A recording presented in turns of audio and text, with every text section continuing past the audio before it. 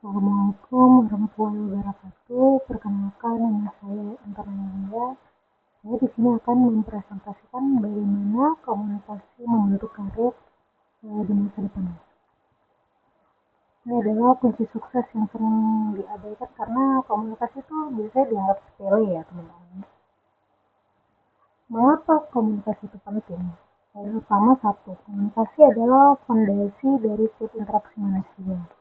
Lebih dari sekedar berbicara, mendengarkan, memahami, dan menyampaikan pesan secara efektif. Dalam dunia kerja, ini bukan cuma nice to have atau must have.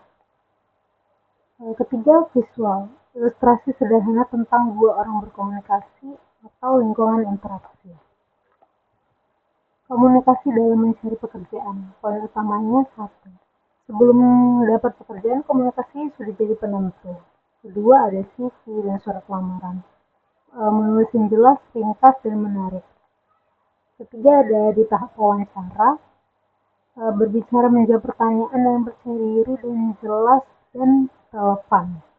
Mendengarkan, memahami pertanyaan pewawancara, menunjukkan minat kita terhadap pekerjaan yang kita apply. Bahasa tubuh. Di sini mungkin kalau kita lagi ngelamar tuh si HRD akan melihat bahasa tubuhnya kita atau kita akan melihat bahasa tubuhnya dia dari kontak mata, postur, atau ekspresinya kita ya. Networking. Nah, ini juga sangat membantu hubungan profesionalis melalui percakapan yang efektif. Ini ada visual seperti icon CV, simbol, wawancara, jabat tangan, atau selanjutnya. Komunikasi dalam lingkungan kerja. Poin utama. Setelah pekerjaan, komunikasi menentukan kinerja dan kemajuan.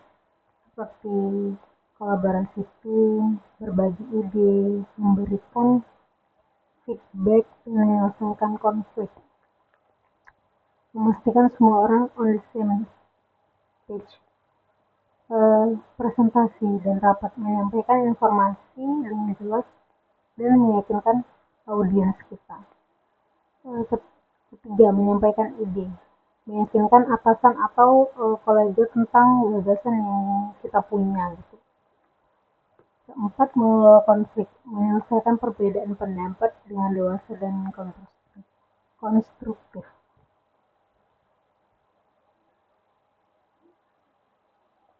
Komunikasi dengan klien dan pelanggan, membangun hubungan baik dengan pihak eksternal, mendengarkan keluhan, memberikan solusi, membangun kepercayaan, mencapai kesepakatan yang saling menguntungkan, komunikasi yang baik dan mencerminkan profesionalisme. Baik, bagaimana mengembangkan keterampilan komunikasi? Poin utamanya adalah komunikasi adalah keterampilan yang bisa diasah. Oke. Sebelumnya saya orang yang sangat malu ya. Sebelum saya bekerja agak susah ngomong juga karena nggak terlalu begitu banyak ketemu orang waktu di zaman saya sekolah, dan saya di sekolah juga sangat tidak terlalu berkomunikasi dengan orang-orang di luar kelas. Begitu saya kerja, dan kebetulan saya bekerja di resepsionis, dan hampir setiap hari saya ketemu orang dan orangnya juga berganti-ganti. Di situ saya banyak belajar tentang komunikasi dengan orang yang berbeda. Untuk awal-awal memang saya agak susah ya teman-teman, tapi lama-kelamaan saya mulai banyak belajar dari orang-orang yang setiap hari saya temui. Kedua, latihan aktif mendengarkan fokus pada orang lain, katakan, bukan cuma menunggu giliran bicara. Nah, ini juga penting. Kita nggak cuma tunggu waktu kita jawab dari pertanyaan mereka, kita juga harus dengerin apa yang mereka sampaikan ke kita.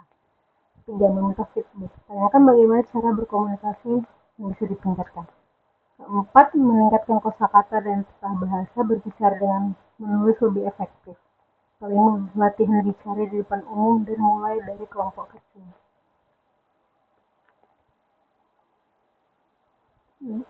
Dan ini kesimpulan komunikasi investasi masa depan Anda.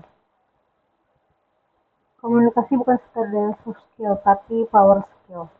Komunikasi membuka pintu kesempatan baru, membantu Anda berkembang dalam karir, membangun hubungan yang kuat, masa depan karir Anda di tangan Anda, dan komunikasi adalah kuncinya. Baik, sekian terima kasih presentasi dari saya.